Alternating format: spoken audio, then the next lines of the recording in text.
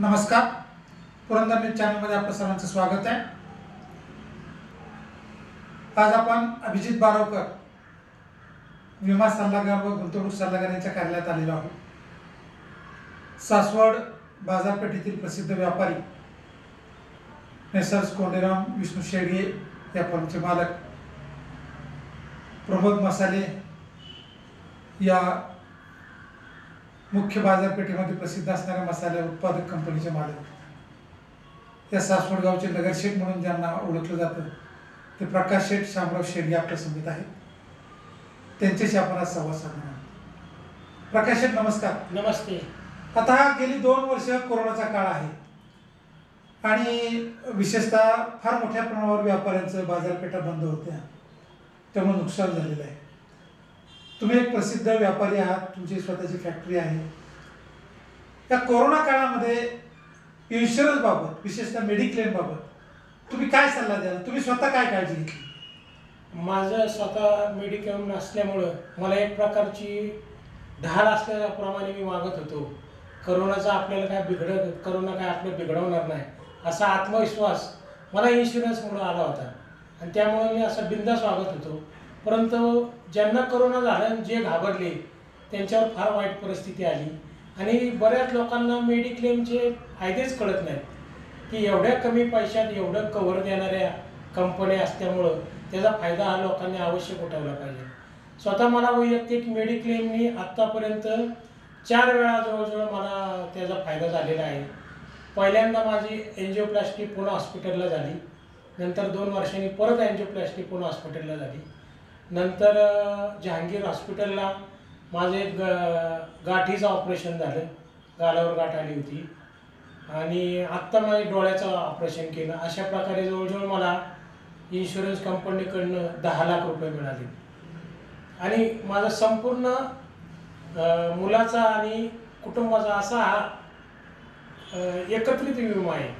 तरी पण त्याचा फायदा मला फार झाला आणि मला कुठल्याही प्रकारचं त्याच्यामुळं मला आनंदी जीवन जगतोय मी आता। नाहीतर आत्ता कर्जबाजारीत मोडला असतो, व्यापाऱ्यांकडे काही एवढं खेळतं भांडवल नसतं। तरी माझी व्यापारी बंधूंना सर्वांना विनंती आहे की ह्या गोष्टीकडे गंभीर पाहण्याने पाहावे आणि हे जे बारोकर साहेब आहेत हे सर्व लोकांना इतकी इन्शुरन्स उतरवण्याकरता मदत नाही करत, नंतरचं पेमेंट वसूल करण्यात किंवा कंपन्यांच्या मागं तगादा लावून ते पेमेंट कसं आपल्या पदरी पाडणार ह्याच्याबद्दल ते काम करतात आणि ते असंच काम करीत राहावं अशी माझी इच्छा आहे आणि ते 100% अशा पद्धतीचं काम करतील। तुम्ही स्वतः कधी इन्शुरन्स उतरवला होता आणि याबाबत काही अचानक काही लोकांनी समजा मेडिक्लेम उतरवलेलं नाही, मग त्यांना काही नुकसान झालं असं काय तुम्हाला उदाहरण सांगता येते? माझे बरेचसे मित्र आहेत, व्यापारी मित्र, की ज्यांनी इन्शुरन्स उतरवला नाही, परंतु ह्या करोना काळात त्यांना 10-10 लाख रुपये बिलं आली। पण हे 10 लाख रुपये दुकानातनं जर काढले आपण भांडवलातनं तर आपल्या दुकानात माल कसा राहणार, तो विचार करून प्रत्येकाने हा मेडिकल इन्शुरन्स उतरवला पाहिजे। आणि माझा स्वतःचा अनुभव असा आहे की मी सहज गंमत म्हणून हा इन्शुरन्स उतरवला आणि याचा आपल्याला काय फारसा फायदा होईल असंही वाटलं नाही, परंतु माझ्या संपूर्ण कुटुंबाला याचा फायदा झाला, माझ्या भावाला फायदा झाला, आमच्या आईला फायदा झाला, असं सर्व प्रकारचे फायदे होऊन इन्शुरन्स कंपनी खरंच आपल्या लोकांनी त्याचा फायदा उचलला पाहिजे।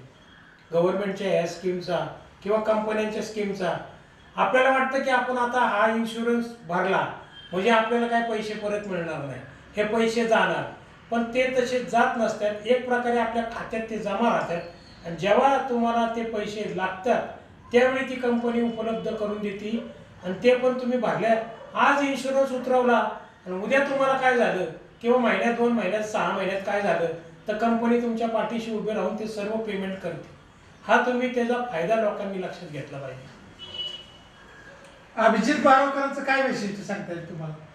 ते म्हणजे फक्त ह्या गोष्टीला, इन्शुरन्स गोष्टीला त्यांनी वाहून घेतले, दुसरीकडे लक्ष ते काय देत नाहीत। लोकांनी गुंतवलेल्या पैशाचा फायदा लोकांना कसा होईल आणि लोकांना ह्याच्यापासून काय फायदा होईल आणि त्यांना झालेला खर्च कंपनीकडनं कसा मिळवून देता येईल ह्या दृष्टिकोनातून ते 100% असं त्यांचं काम आहे आणि ते लोकांना फायदा मिळवून देतात। आत्ता सध्या करोना काळात त्यांनी 7 ते 8 अशा केसेस केल्या की दुसरा माणूस असता तर त्यांनी ते पैसे त्यांना मिळवून दिलेच नसते, पण ह्यांच्याकडे स्वतःकडे चिकाटी असल्यामुळं त्यांनी कंपन्यांकडे हेलपाटे मारून किंवा त्यांच्या ओळखीचा फायदा मिळवून किंवा त्या बसून त्या कायद्याच्या ह्याच्यात बऱ्याचशा लोकांना त्यांनी आता पैसे मिळवून दिलेले आहेत।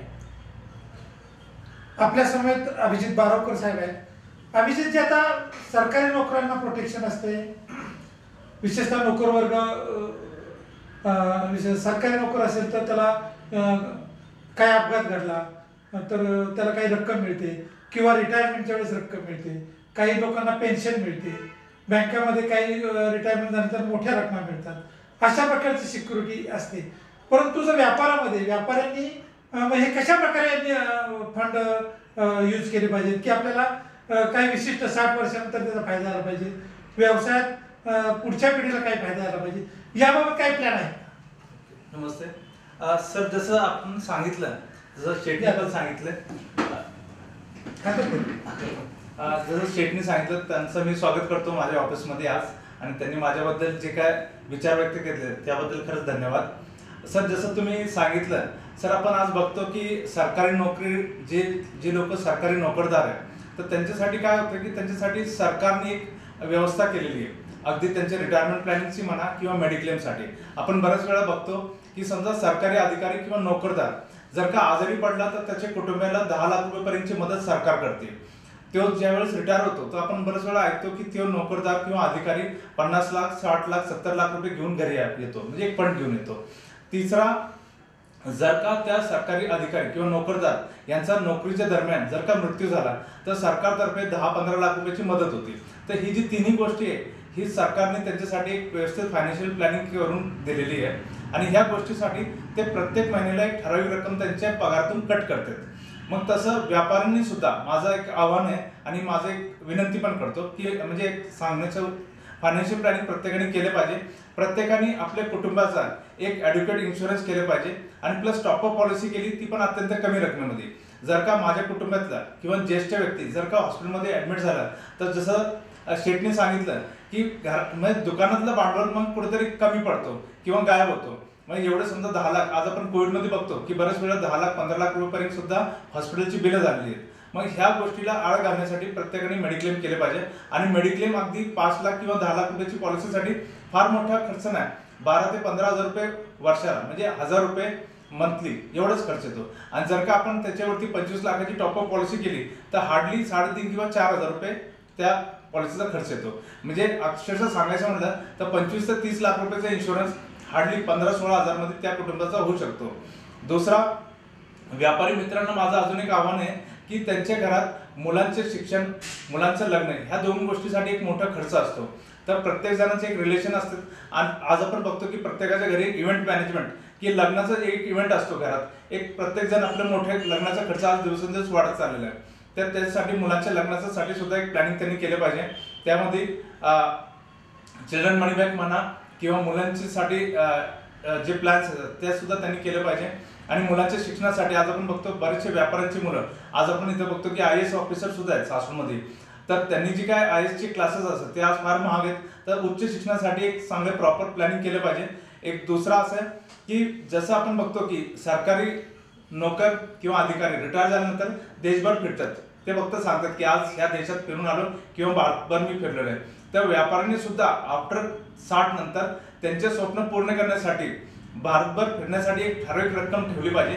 त्यासाठी त्यांनी त्यांचं पेन्शन प्लॅनिंग केलं पाहिजे की 60 वर्षानंतर रिटायर झाल्यानंतर दरवर्षी माझे स्वतःचे हॉबी किंवा मला जर का आवड असेल तर परदेश गमन म्हणा किंवा भारतामध्ये वेगवेगळ्या ठिकाणी, केरळ म्हणा, काश्मीर म्हणा, ह्या ठिकाणी फिरण्यासाठी त्यांनी एक रक्कम ठेवली पाहिजे। मग त्याला आपण रिटायरमेंट प्लॅनिंग बनवूया।